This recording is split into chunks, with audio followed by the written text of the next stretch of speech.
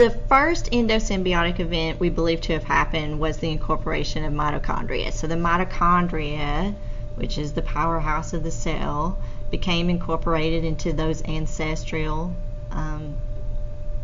host cells.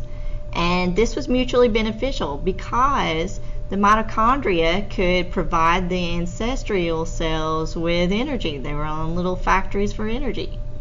But at the same time, the host cell was providing the mitochondria with the materials that it needed. So it was like the hunter and gatherer of all the materials that the mitochondria needed to produce energy. And so after the mitochondria, they think that the second invader that became endosymbiotic was the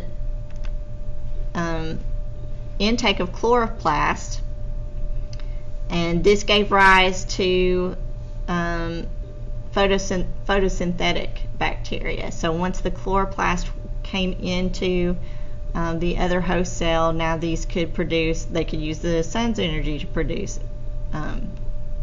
or to store food. There's a lot of evidence that support this theory. The first and biggest one, I guess, is that both the mitochondria and chloroplast, they reproduce independently within cells. And so now that we've studied the characteristics of life, you know that that's a pretty big characteristic, that something is able to live independently. They also have their own type of DNA that's different from the DNA that's found in the nucleus of the cell. For the mitochondria, we even use that to do certain types of genetic testing. It's called mitochondrial DNA.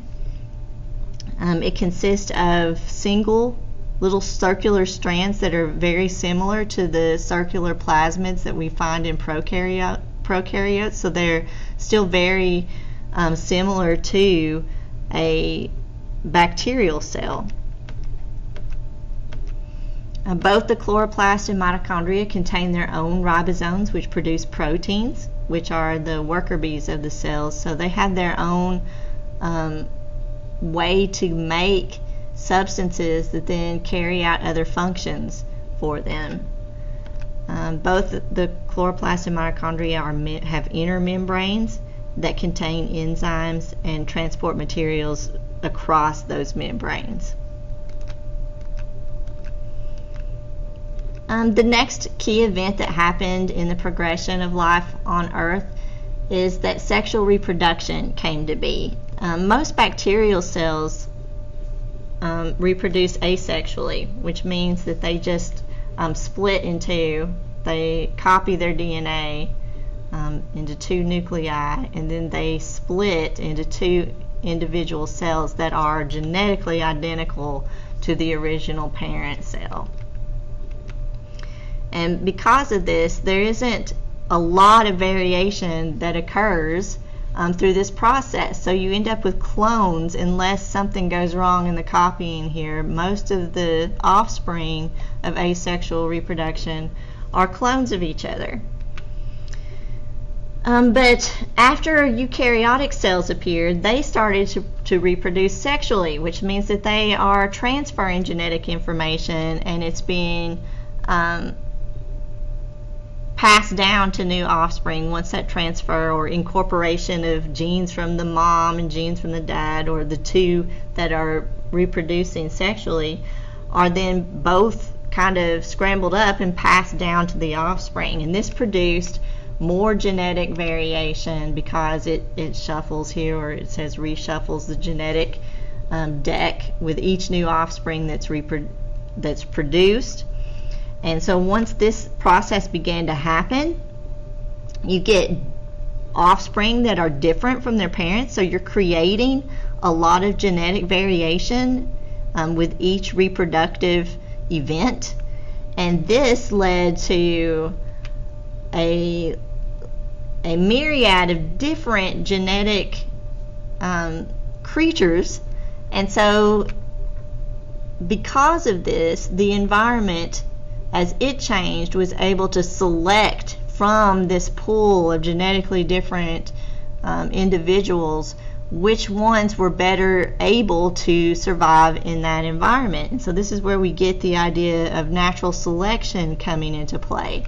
Before you can have natural selection or evolutionary change, you first have to have a pool of genetically different candidates to select from.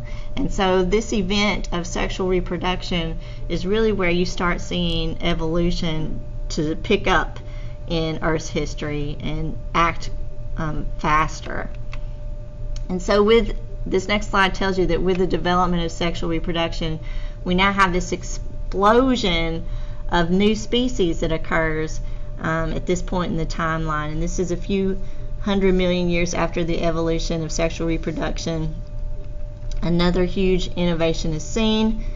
So after you have the explosion of single-celled species, now a few million years after that you have the development of multicellular organisms, or organisms that are becoming even more complex, because now the cells, if you've got more than one cell, then you can differentiate within the organism, and some cells can become very good at doing one function while other cells are left to handle a different function in the organism. Oops, sorry. So this slide just tells you that after the first eukaryotic cells appeared, there was a great diversity of single-celled eukaryotes that evolved, and this diversity in single-celled eukaryotic species still continues today. But then after that, the next evolutionary event was the appearance of multicellular organisms. And the descendants that we have from those early multicellular organisms are the 5 kingdoms that we're now familiar with: the prokaryotes, or the algae, the fungi kingdom, the plant kingdom, the animal kingdom.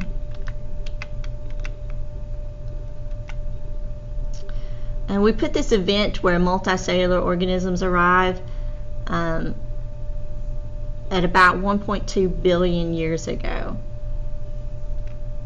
And the first fossils that we have are of multicellular algae. And then larger, more complex multicellular organisms don't appear in the fossil record until about 565 million years ago. And so there's a good video that goes with this that shows you just how short of a time span that really is in relation to all of Earth's history.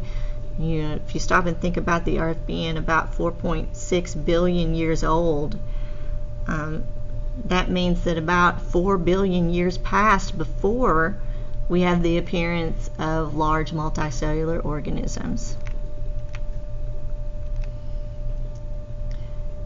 But then after the appearance of the first multicellular organisms, again you have another explosion of diversity that we call the Cambrian explosion. And it happened roughly 525 million years ago. And you have, because of the sexual reproduction of these multicellular creatures, now you have all these genetic variations that are created, different species are created. And it tells you here that because of this, many new subgroups or new phyla of animals suddenly appeared in the fossil record.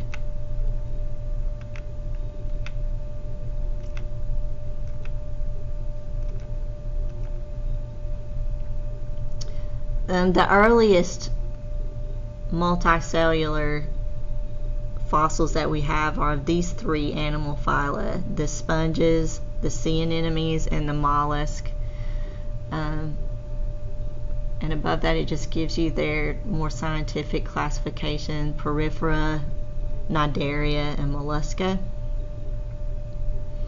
And I guess the most interesting thing that we need to mention here is that most of these organisms are the first to have any type of hard body. Like when you think of the mollusk, now we're thinking about like clams and oysters that have shells. A lot of sponges are soft sponges, but we also have some hard structures that aren't found in the sponges that may have been able to create fossils. So we don't have a lot of, or a complete fossil record before this time period, because a lot of those species were just soft-bodied creatures, and soft parts do not make good fossils.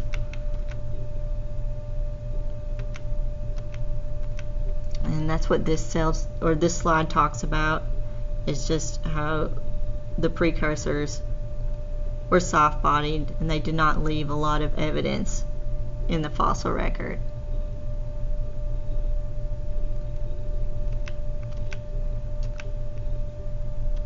About 10 million years ago, we have the appearance of predators that, because of the need to hunt their prey or capture their prey, develop specialized structures like claws to be able to do this. So we get hard parts because now we need armor or weapons on the bodies of these species. And so with the evolution of hard parts, now our fossil record at this time point, 10 million years ago, becomes a lot more complete. There's a lot of evidence of different species in these layers of the fossil record.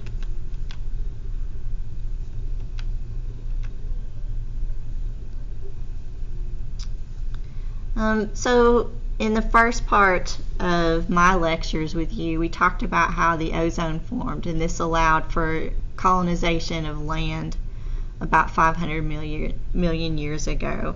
And so the first groups to come onto land were the fungi kingdom, the plant kingdom, and the animal kingdom. But with that move, it required new adaptations, and it says that two major problems had to be solved. Reproduction on land, because now you can't release sperm or egg into an aquatic environment because you're on land. And the other problem is how to prevent dehydration, because you're not living in a water environment anymore. So now you have to develop other ways for your cells to maintain homeostasis of liquid.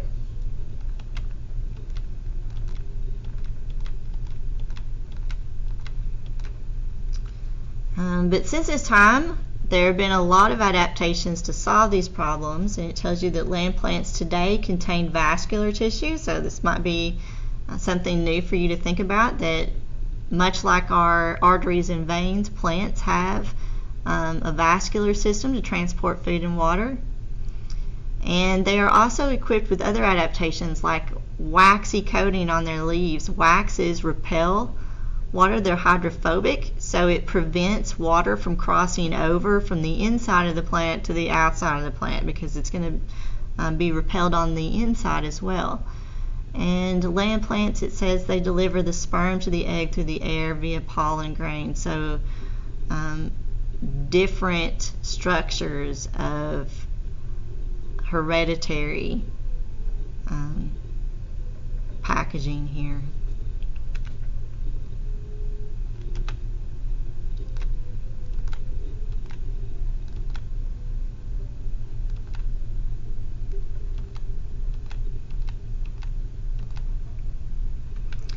Another adaptation that we should mention happened in the animal kingdom, and so to solve their reproduction problem, they created eggs that were protected by their own shell or coating, and this helped with external fertilization, but it also prevents dehydration because the eggshell can maintain homeostasis inside of the egg.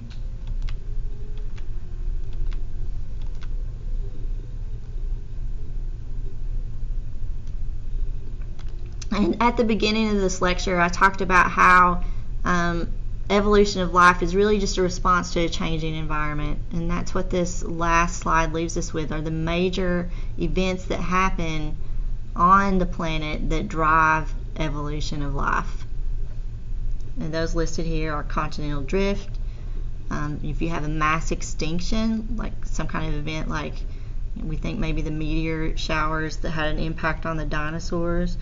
Adaptive radiations, that's kind of the opposite, is where suddenly Earth changes in a way that is beneficial to life living there, and from that we get creation of a diversity of life.